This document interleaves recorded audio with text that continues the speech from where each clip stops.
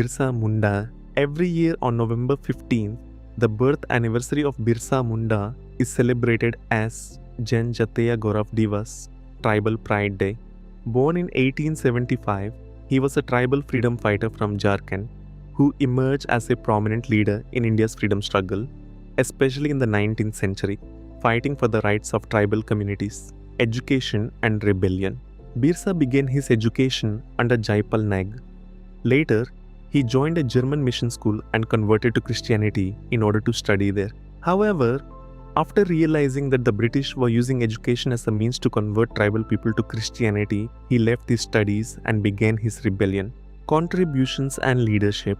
Through his service to his community, Birsa gained great influence among tribal people who began to worship him as Bhagwan, God. He established a new religious movement, instilling faith among the Munda tribes and encouraging them to return to their original tribal culture.